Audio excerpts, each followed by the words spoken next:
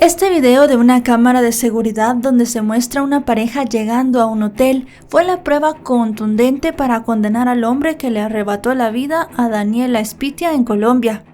Lo que parecía una escena cotidiana se convirtió en la evidencia clave de un crimen, ya que horas después esa misma cámara captó al agresor saliendo solo, llevándose consigo las pertenencias de Daniela. Pero lo más escalofriante estaba por venir. El hombre, con una frialdad aterradora, llamó a la madre de la joven para confesarle lo impensable. ¿Qué sucedió en aquella habitación y cómo lograron atraparlo? Quédate conmigo hasta el final del video para saber la respuesta a estas preguntas. Hola a todos, ¿cómo están? Mi nombre es Lesma, espero se encuentren muy bien. Yo como siempre muy contenta de poder estar un día más aquí con ustedes, muy agradecida de que me estén viendo donde quiera que se encuentren. El día de hoy tenemos un caso sucedido en Colombia, el de Daniela Spitia Flores. Acompáñenme a ver todos los detalles.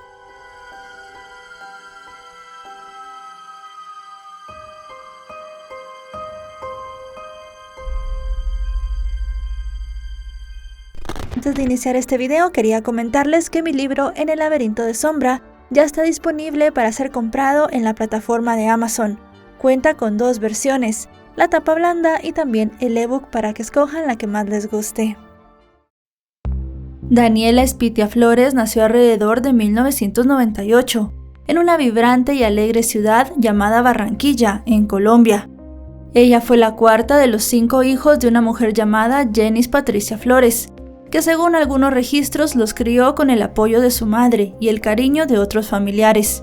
Del padre de Daniela no pudimos encontrar información. Eso sí, los seres queridos de la joven la describen como una chica de personalidad alegre, enérgica y extrovertida.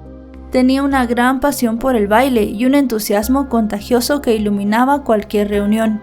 Por eso en su familia la consideraban el alma de las fiestas. También era extremadamente generosa y detallista, y siempre estaba atenta con los suyos. Nunca dejaba pasar una ocasión especial sin planear alguna sorpresa, especialmente en los cumpleaños de sus seres queridos donde siempre se esmeraba.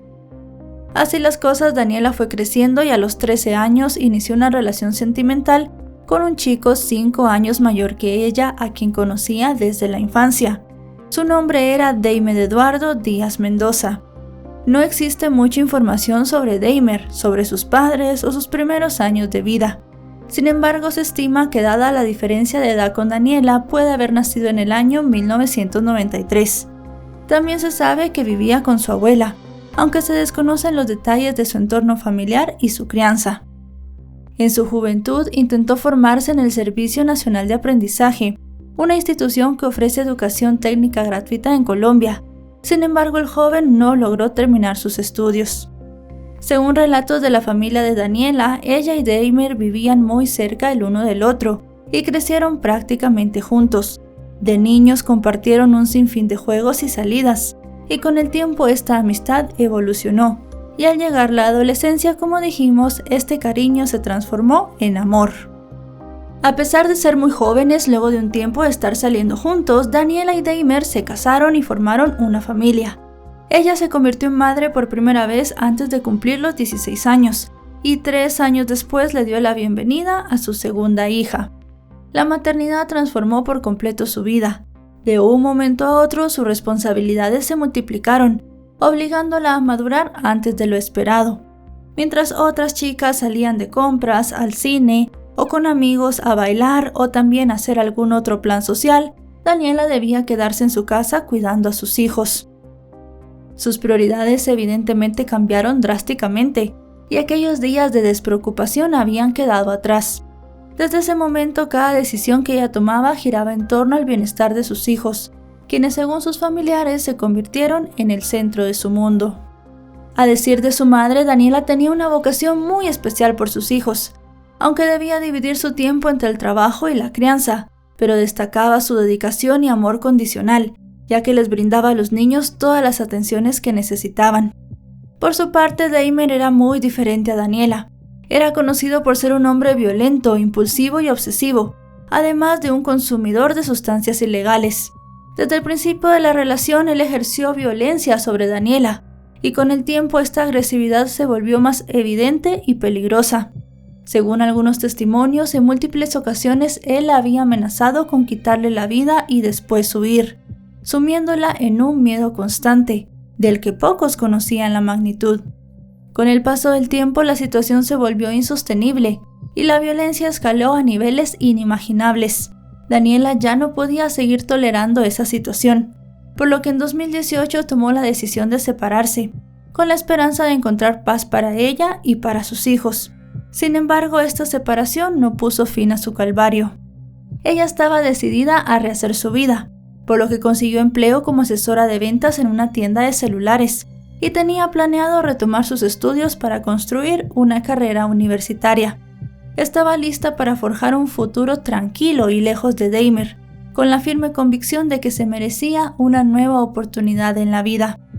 Pero la separación estuvo marcada por tensiones y episodios de violencia tan extremos que Daniela tuvo que buscar protección legal y presentó múltiples denuncias por violencia familiar. A pesar de las dificultades económicas, Daniela se esforzaba por brindarle lo mejor a sus hijos y también a su madre, con quien tenía una relación cargada de mucho amor y complicidad. Para el mundo externo, Daniela irradiaba alegría, siempre tenía una sonrisa lista y una palabra amable, pero dentro de su hogar la realidad era muy distinta. Detrás de esta fachada de felicidad lidiaba con una relación cada vez más tensa con Dahmer. Para quienes la conocían bien, no había secretos. Sus más cercanos sabían que la relación era complicada, aunque ella debía mantener la calma, ya que tenía un gran peso sobre sus hombros. Y es que Dahmer, además de violento, era irresponsable. Para mantenerse económicamente y supuestamente poder pagar la manutención de sus hijos, trabajó como conductor junto a su tío. No obstante, con la llegada de la emergencia sanitaria mundial perdió su empleo, y la situación se volvió aún más difícil. Tiempo después consiguió trabajo en una empresa en el centro de Barranquilla, pero su desempeño estuvo marcado por su adicción a las sustancias ilegales y su comportamiento agresivo, lo que generaba constantes problemas. A pesar de las dificultades, su familia intentó ayudarlo en varias ocasiones, preocupados por el rumbo que estaba tomando su vida. Sin embargo, Dahmer parecía estar atrapado en un ciclo del cual o no podía o no quería salir. En esa época también, según algunos reportes, Daniela denunció a Dahmer. Entre las denuncias se registraron 2 casos de la Fiscalía y 3 en comisarías de familia. La última fue interpuesta el 8 de mayo de 2020, en un intento de la mujer por frenar la violencia que Dahmer ejercía en contra de ella. Durante ese tiempo, que como ya sabemos coincidió con la emergencia sanitaria mundial, la madre de Daniela sufrió de una enfermedad, por lo que tuvo que ser internada en el hospital. Cuando ella salió, Daniela se mudó a su casa para cuidarla. Según recordó la mujer, uno de los mayores temores que tenía Daniela era perderla, por lo que estuvo a su lado en todo momento asegurándose de su bienestar. Este encierro las unió aún más. Y es que Daniela, su hermana Eliana y su madre encontraron distintas formas de distraerse en la casa y sobrellevar la monotonía. Preparaban postres, hacían recetas que veían en internet e incluso realizaron platillos que querían probar desde hacía mucho tiempo. Las 3 compartieron días y noches juntas, disfrutando de una complicidad que era inquebrantable. Así las cosas, el lunes 17 de agosto de ese año, Daniela salió de su casa sin revelar su destino. Antes de salir, le aseguró a su familia que no tardaría en regresar. La joven bajó las escaleras cercanas a su domicilio con paso firme, y antes de seguir su camino se detuvo en la casa de una vecina, la cual solía ayudarla con el cuidado de sus hijos. Confiando en que pronto estaría de vuelta, Daniela dejó a sus niños allí, sin sospechar que sería la última vez que los vería.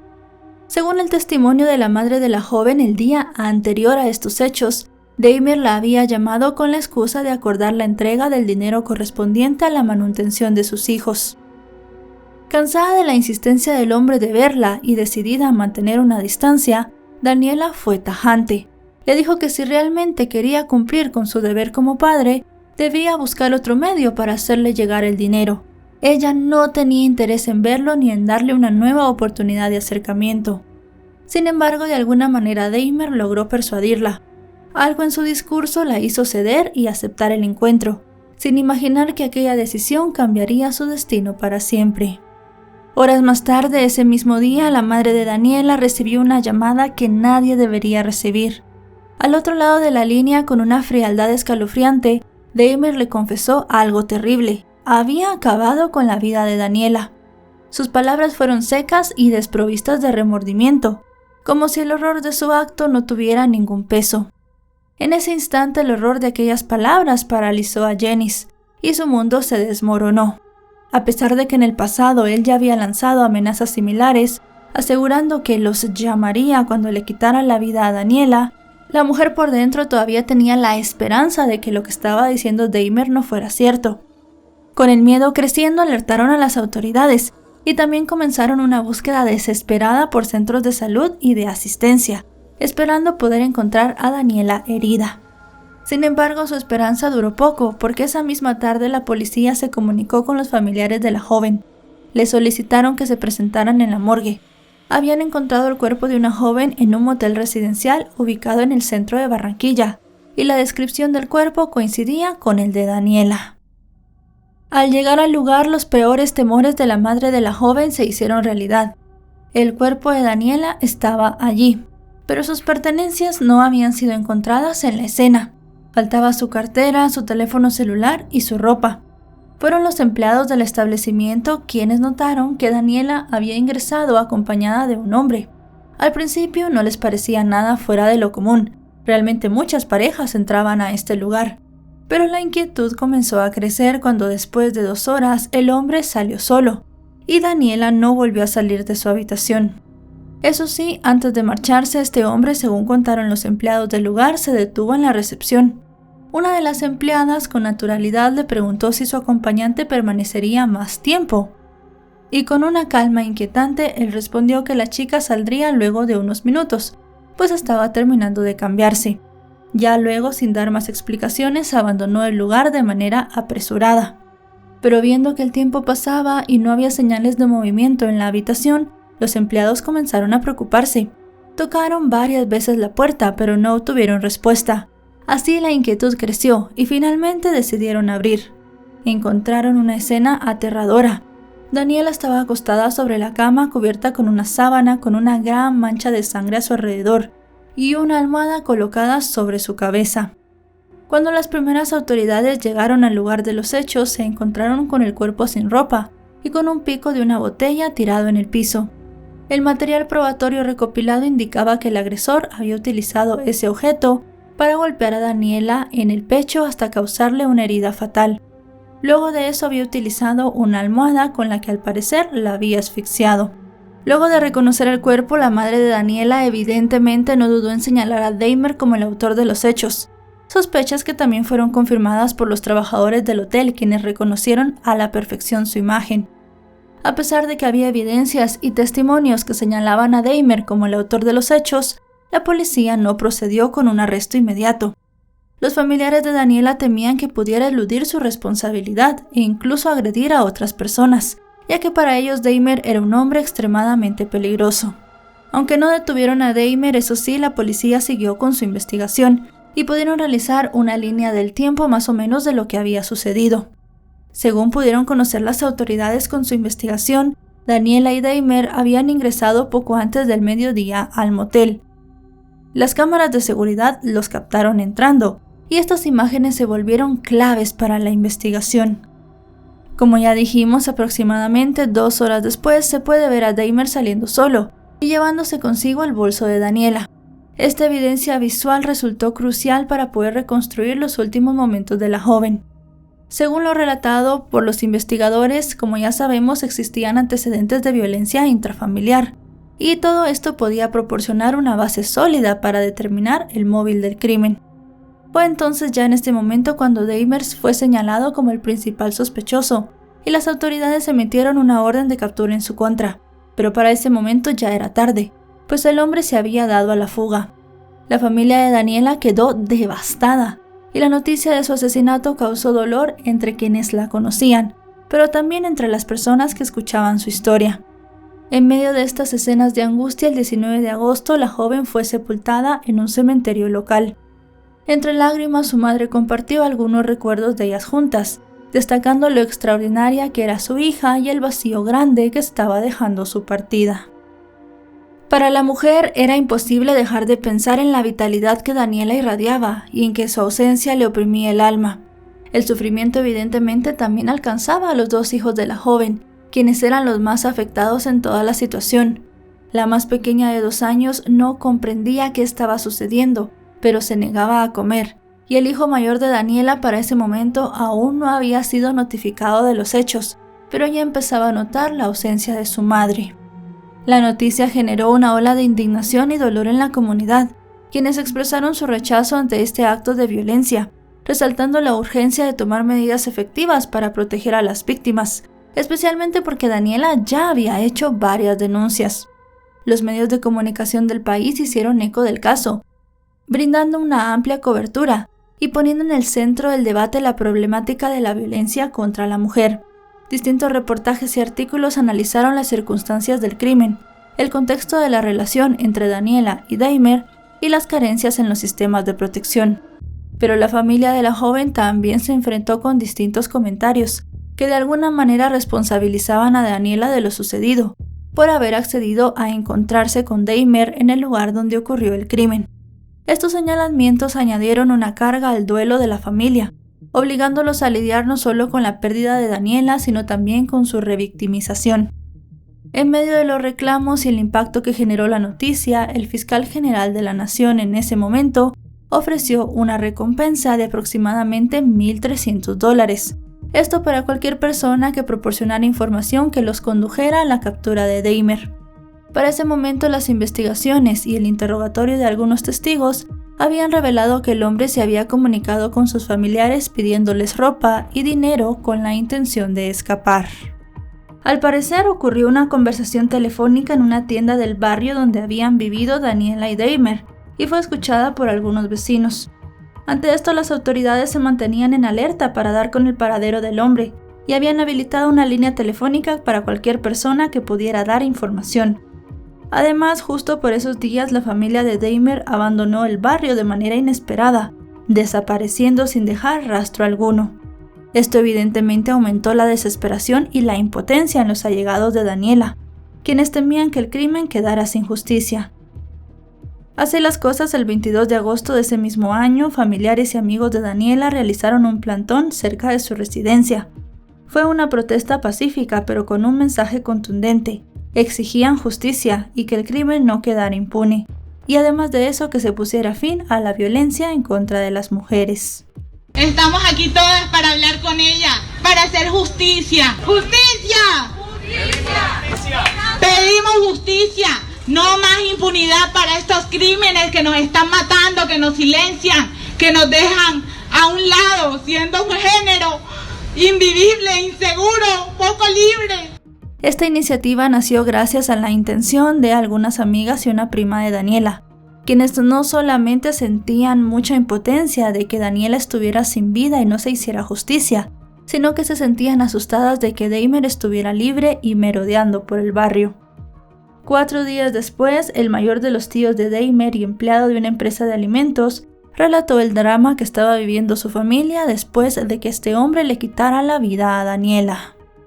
El hombre afirmó que su familia también era una víctima de la tragedia y que la abuela de Dahmer, una mujer de 76 años, se había visto obligada a abandonar su hogar junto con sus hermanas por temor a distintas represalias. Según sus palabras, entendía el dolor y la pérdida de los seres queridos de Daniela y además de eso que 2 pequeños se quedaran sin su madre.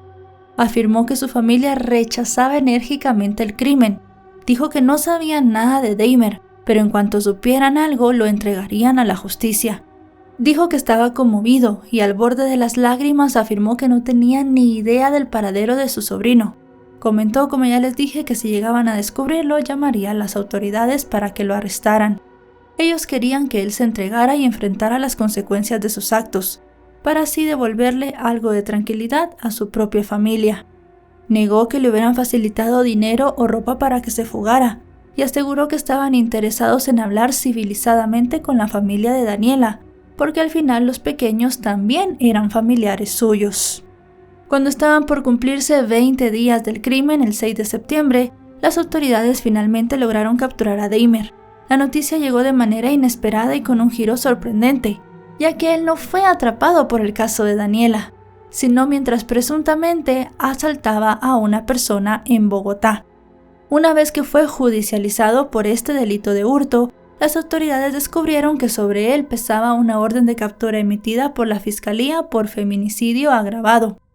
Su llegada a la capital del país seguía siendo un misterio para los investigadores. No sabían cómo se había movido de Barranquilla a Bogotá, pero su presencia en este lugar coincidía con la reapertura del transporte interdepartamental y los vuelos nacionales, lo que sugería que él había aprovechado el levantamiento de las restricciones para huir y evadir la justicia. Recordemos de nuevo que en este momento se estaba dando la emergencia sanitaria mundial, y por eso había algunas restricciones en cuanto al transporte.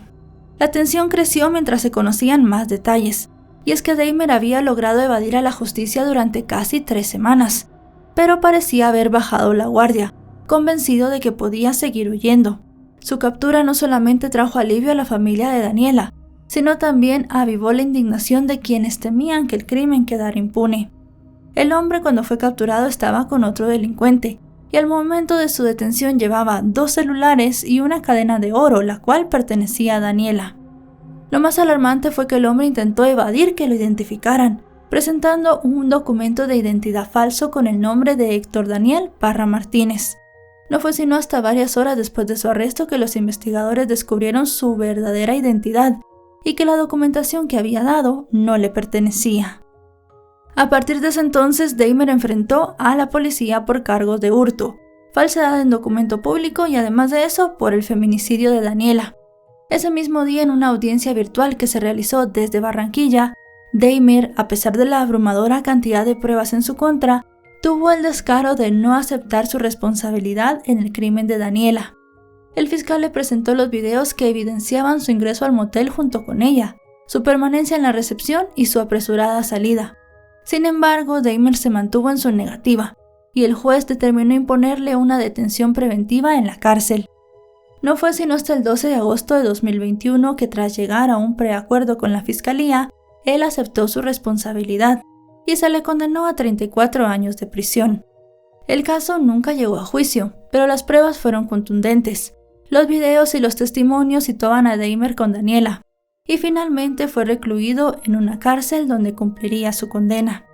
La familia de la joven al fin recibió justicia, algo que les ayudó a cerrar ese doloroso ciclo, y ahora están enfocados en que los 2 hijos de la joven tengan la mejor vida posible y que nunca olviden a su madre. Y bueno, chicos y chicas, hasta aquí el video de hoy. Un caso muy impactante, un caso que al final obtuvo justicia y que pues tenía pruebas demasiado incriminatorias en contra de este hombre. Lo mejor que hizo fue aceptar su culpabilidad, no hubo juicio, eso sí. Y para muchos la condena de 34 años de prisión fue un tanto liviana, vamos a decirle así. Pero con la edad de Dahmer y como son las cárceles, realmente no creo que llegue a salir con vida de este lugar. Esperemos que sea así, porque él al final de cuentas es un peligro para todos, es un peligro para la sociedad. Es una persona que deba estar en las calles. Si este video les ha parecido informativo, recuerden dejarle un me gusta, recuerden suscribirse si no lo están. Actualizo 3 o 4 veces por semana y si están suscritos les llegará una notificación cada vez que yo suba un video. En redes sociales me encuentran como LesmaVR, allí también subo mucho contenido. Ahora sí, nos vemos hasta otro caso. Adiós.